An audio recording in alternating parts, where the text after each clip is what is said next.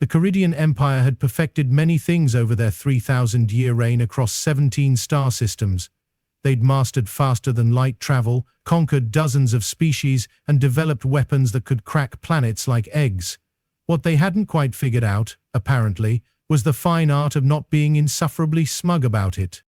Take the detention vessel Dominion's Mercy, for instance. The name alone was a masterpiece of imperial irony. Calling a flying prison designed to haul political dissidents to frozen death worlds merciful took the kind of creative thinking that could only come from a species that considered themselves the galaxy's gift to civilization. The ship itself was a monument to Keridian engineering excess. 3 kilometers of reinforced durasteel bristling with enough firepower to level a small moon, all wrapped around detention facilities that made medieval dungeons look like luxury resorts.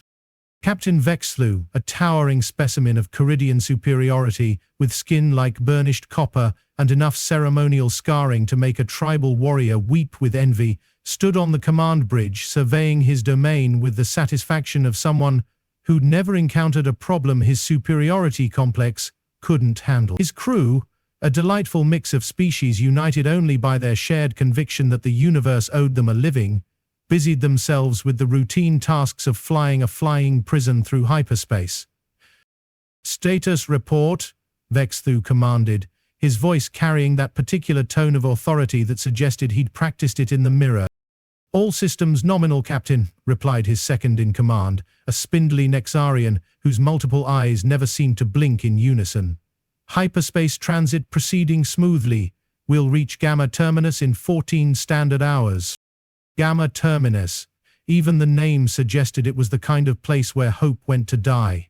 A frozen wasteland at the edge of imperial space, perfect for disposing of troublemakers who'd had the audacity to suggest that maybe, just maybe, the Keridian Empire wasn't the pinnacle of galactic evolution. "And our cargo?" Vexthlu asked, managing to inject just the right amount of disdain into the word. "147 political prisoners in cryogenic suspension," the Nexarian replied, consulting his datapad with professional detachment, "plus the special case in Isolation Block 7. "Ah yes, the special case. A human female, captured during some tedious border skirmish that had lasted all of 6 hours before the primitives had been overwhelmed by superior Keridian firepower. What made her special wasn't entirely clear to Vexthlu. Humans were barely worth the energy it took to mock them, a species so laughably primitive they still used chemical propulsion for most of their spacecraft, so politically fractured they couldn't even unite their own homeworld, so technologically backward they thought quantum computers were cutting-edge technology. But orders were orders, and High Command had been very specific about this particular human. Keep her isolated, keep her sedated, keep her away from any ship systems. The paranoia struck Vexthlu as excessive. What could one human possibly do aboard a Keridian warship? But he'd learned not to question the wisdom of his superiors. They had, after all, conquered 17 star systems. Down in Isolation Block 7, the subject of this casual dismissal sat in her cell with the kind of calm that either indicated deep meditation or complete psychological breakdown. The guards, a pair of thick-skulled Gorvians who'd been selected for this duty based primarily on their inability to think creatively, had been watching her for 3 days now and had reached the professional conclusion that she was probably brain damaged. "Look at her," one of them rumbled to his partner, his voice carrying the intellectual depth of gravel in a tumbler. "Just sits there, doesn't cry, doesn't beg, doesn't even bang on the walls like the others." His partner, who was marginally brighter in the same way that a candle was brighter than a black hole, nodded sagely. "Probably shock. Humans aren't known for handling stress well. Remember that documentary about their military? They actually get something called post-traumatic stress just from fighting wars." They both chuckled at this.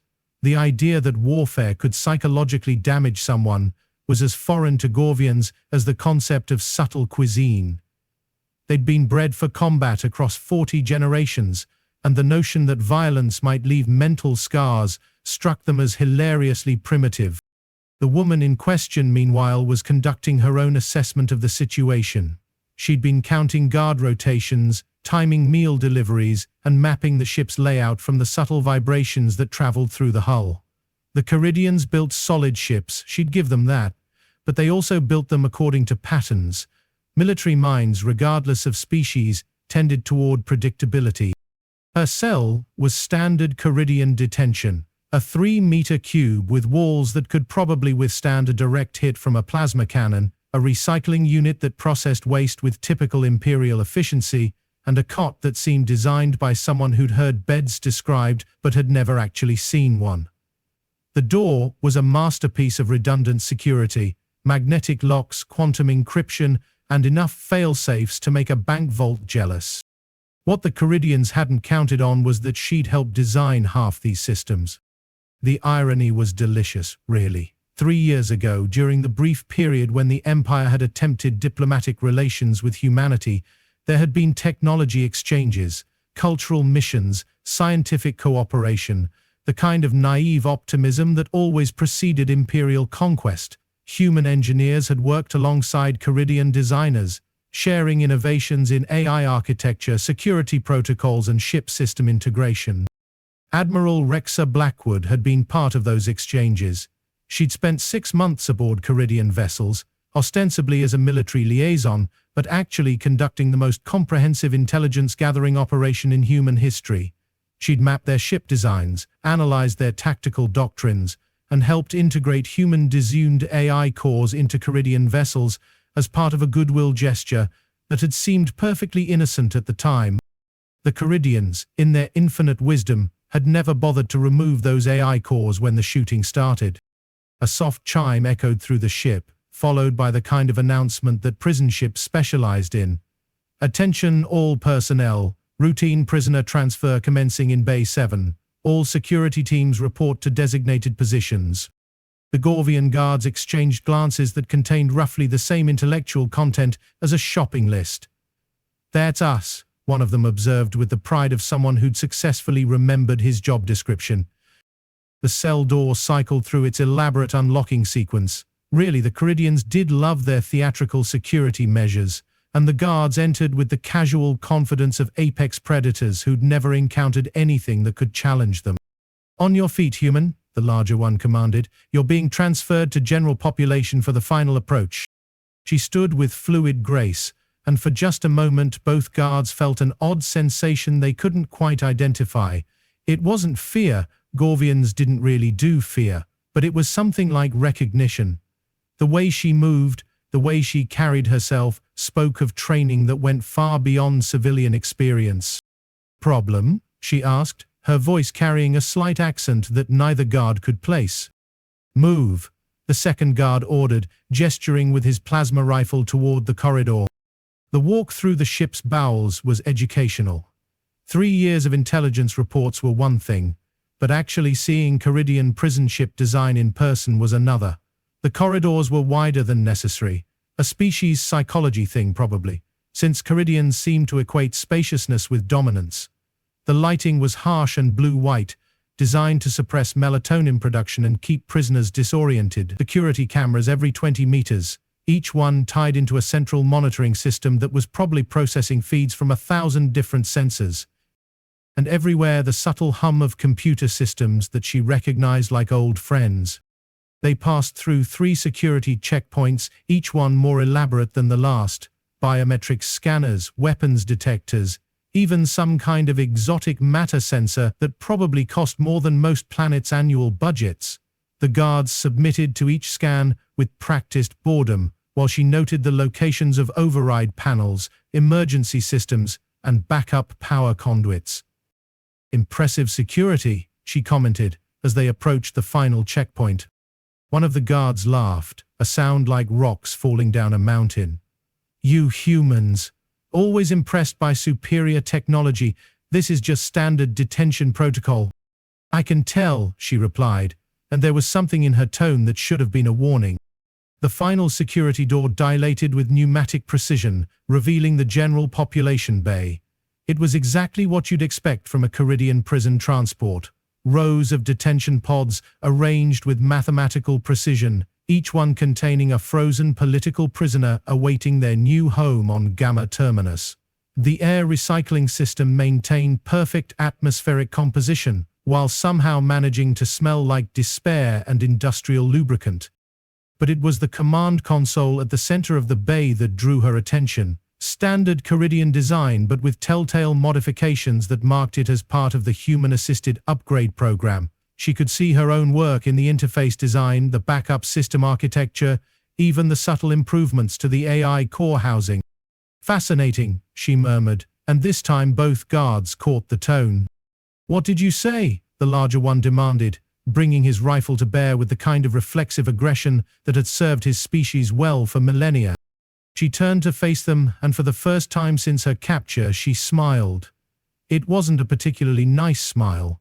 It was the kind of expression that apex predators wore when they realized the prey had just walked into their territory.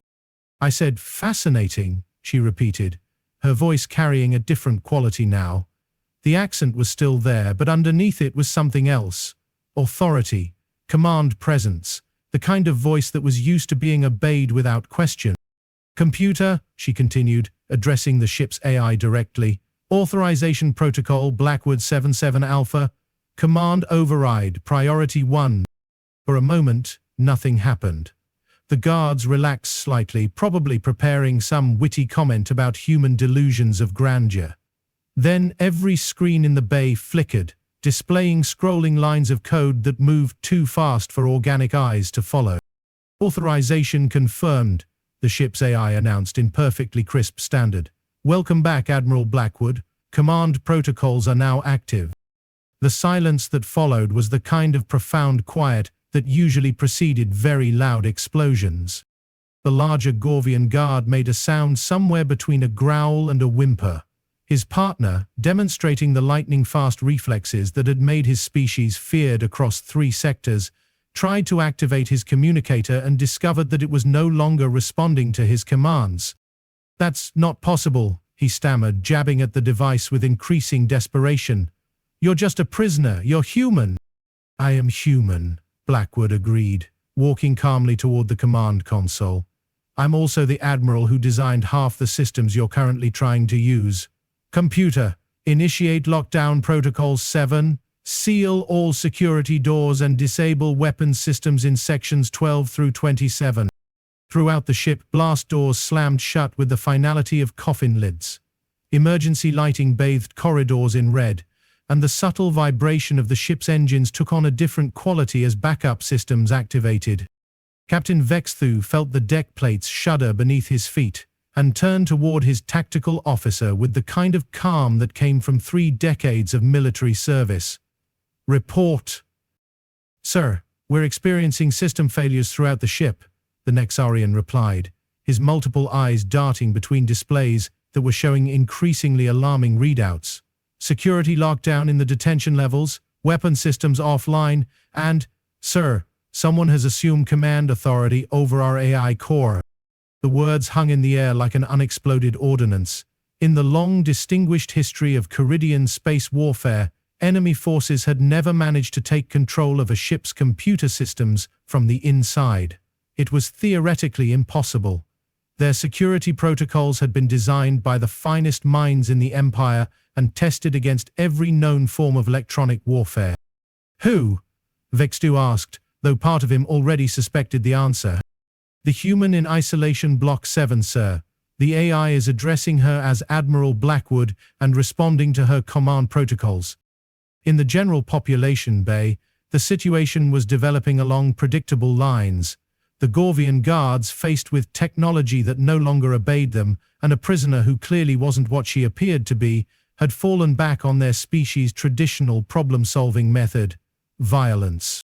Unfortunately for them, Blackwood had anticipated this. "Computer, activate stun field, localized to my current position. Authorization Blackwood 77 Alpha." The air around her shimmered, and both guards discovered that their plasma rifles had become very expensive clubs. The energy-dampening field extended just far enough to neutralize their weapons while leaving her untouched. A neat trick that required intimate knowledge of Keridian stun field technology. "Now then," she said, settling into the command chair with the ease of someone returning home after a long vacation, Let's discuss the current situation like civilized beings. The smaller guard, demonstrating a survival instinct that his partner lacked, slowly set down his useless rifle. What do you want? What I want, Blackwood replied, her fingers dancing across the control interface with practiced efficiency, is to correct a fundamental misunderstanding.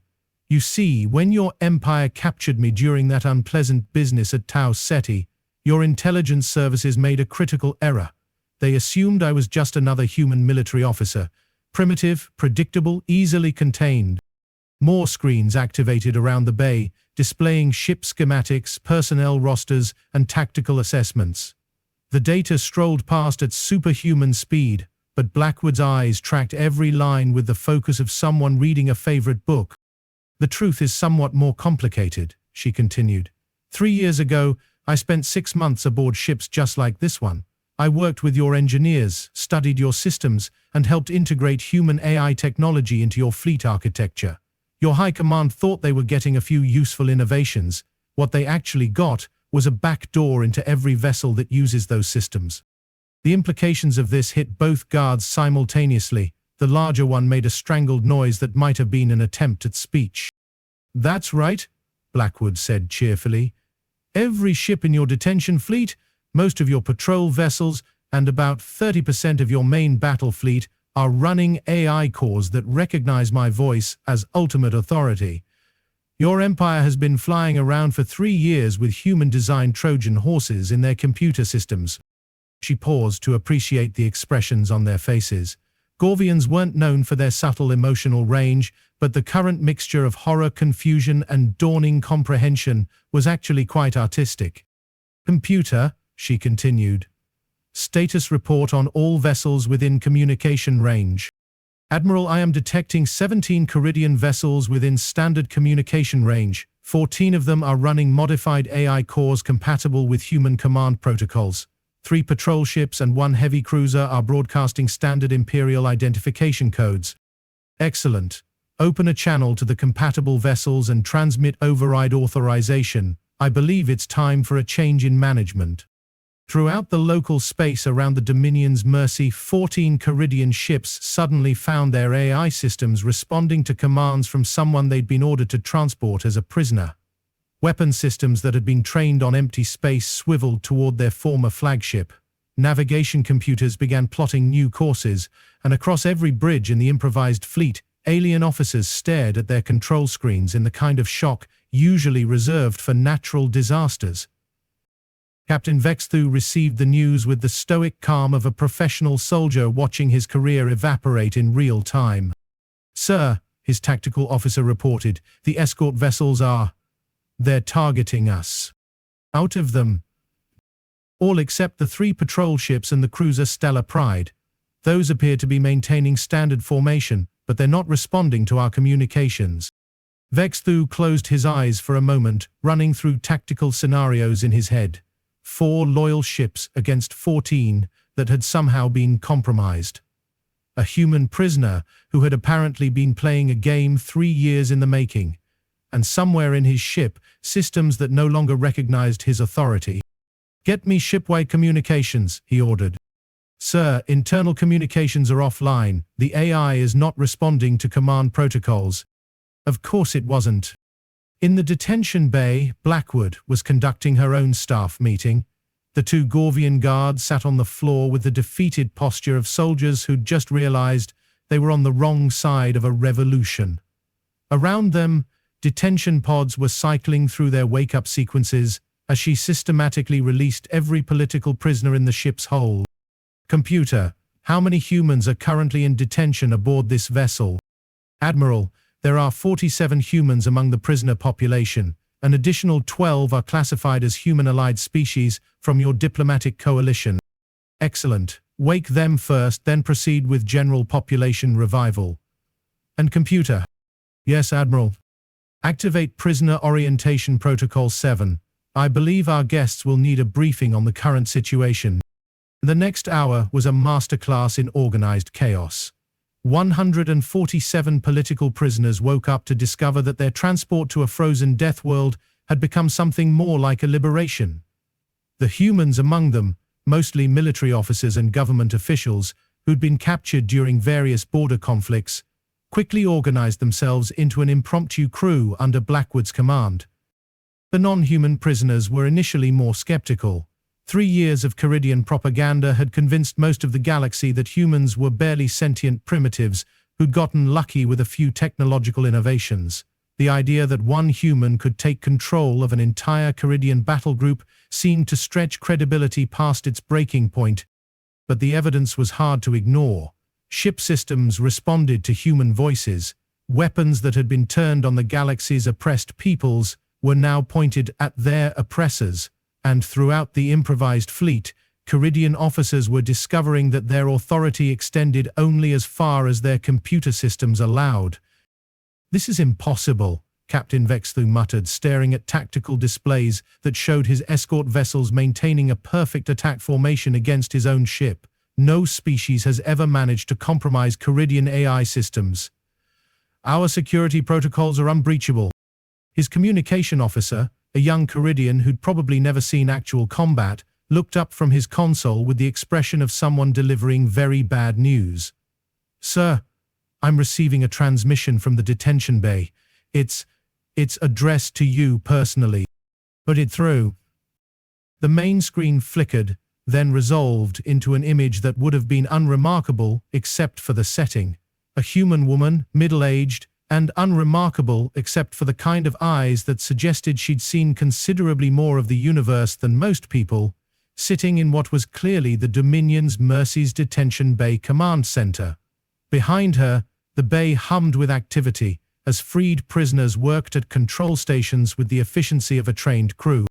"Captain Vexthu," she said pleasantly, "I don't believe we've been properly introduced. Admiral Rexa Blackwood, Human Colonial Defense Force. I thought it might be time for a chat." Vexthu stared at the screen for a long moment, processing information that his worldview wasn't equipped to handle. "You're supposed to be a prisoner." "I was a prisoner," Blackwood corrected. "Now I'm the commanding officer of 15 Keridian vessels and their associated crew complements. It's amazing how quickly situations can change." "What do you want?" "What I want," she replied, leaning back in the command chair with every appearance of comfort, "is to correct a few misconceptions. Your empire has spent the last 3 years operating under the assumption that humanity is a minor threat to be contained and eventually absorbed. Your intelligence services classified me as a low premature asset, suitable for routine disposal on a penal world." She gestured to the activity around her, where human and alien prisoners worked side by side at control stations. "I'm hoping this experience might provide some valuable perspective on the accuracy of those assessments." Vexthu found his voice. "You're one human aboard one ship. Even if you've somehow compromised our computer systems, you're still surrounded by the most powerful military force in this sector of the galaxy." "That's true," Blackwood agreed cheerfully. "Of course, I'm not actually surrounded by your military force anymore. Computer, display current fleet disposition." The tactical screen behind her lit up with a schematic that made Vexthu's blood run cold. 14 ships in perfect attack formation, all showing human command signatures. 3 patrol vessels holding position but clearly no longer under Keridian control. 1 heavy cruiser maintaining formation but broadcasting confused status reports. "As you can see," Blackwood continued, "the balance of power has shifted somewhat. I now control roughly 80% of the vessels in this engagement zone, including all of your heavy assault ships. The remaining 20% are experiencing what your technical manuals probably classify as catastrophic system failures." She paused to study something off-screen, then looked back at Vexthu with the expression of someone delivering a lecture to particularly slow students. "Here's what's going to happen, Captain. You're going to order your remaining loyal vessels to stand down and prepare for new management. My fleet is going to set course for human space, where your crews will be treated according to standard prisoner of war protocols, and you're going to send a message to High Command explaining that their assessment of human capabilities might need some revision. And if I refuse?" Blackwood's smile didn't change, but something shifted in her eyes. "Captain, I currently control 14 heavy warships, each one armed with enough firepower to sterilize a small planet. You control 3 patrol boats and 1 cruiser. I've spent 3 years planning for this exact scenario, while you've spent 3 years assuming that superior technology makes you invulnerable. She leaned forward slightly, and her voice took on the kind of tone that had once convinced human governments to fund the largest military expansion in their species' history. I'm offering you the chance to surrender with dignity. If you prefer the alternative, I'm prepared to demonstrate exactly why human military doctrine emphasizes adaptability over technological superiority. The choice is yours. The communication channel went silent. On the bridge of the Dominion's Mercy, Captain Vexthu stared at a tactical display that showed his once mighty fleet arranged against him like pieces on a game board. Around him, his bridge crew waited for orders that he wasn't sure he could give. 3 years of assumptions had just been shattered by a single human who'd turned their own systems against them. The empire that had conquered 17 star systems through superior technology and ruthless efficiency had just been outmaneuvered by a species they'd dismissed as primitive. "Sir?" his tactical officer asked quietly. Vexthu looked around his bridge one more time, taking in the faces of officers who'd trusted in Keridian superiority their entire careers. Then he activated ship-wide communications. "All hands, this is the captain. Prepare to surrender the ship." An hour later, Admiral Rexa Blackwood stood on the observation deck of what had once been the Dominion's Mercy and was now the flagship of humanity's first captured alien fleet. Through the reinforced transpari steel, she could see 14 Keridian warships maintaining perfect formation as they jumped to hyperspace, their course set for human territory. Behind her, the ship hummed with new purpose. Freed prisoners had become crew members, working alongside captured Keridian personnel who were discovering that human ideas about prisoner treatment were considerably more civilized than their own empire's policies. The ship's AI, no longer constrained by imperial protocols, was already transmitting detailed intelligence reports to human military command. "Admiral," one of her improvised staff officers reported, "we're receiving transmission from the Colonial Defense Force. High Command wants a full briefing on our current situation." "Tell them," Blackwood replied, watching stars shift past the viewport as they jumped toward home, "that we've just provided a comprehensive demonstration of human adaptability, and mentioned that we'll be arriving with 15 Keridian warships, their complete technical specifications, and detailed intelligence on Imperial fleet deployments." She paused, considering the irony of the situation. 3 years ago, she'd been part of a diplomatic mission designed to build bridges between species. The Keridians had betrayed that trust, conquered human colonies, and dismissed her species as irrelevant, primitive. Now they were about to discover what happened when humans had 3 years to prepare for war. "Oh, and one more thing," she added, her reflection smiling back at her from the viewport. "Tell them the Empire just learned that underestimating your prisoners might not be the wisest policy in the galaxy." The stars wheeled past as the human fleet jumped toward home, carrying with it the news that the balance of power in this sector of space had just shifted in ways the Keridian Empire was only beginning to understand.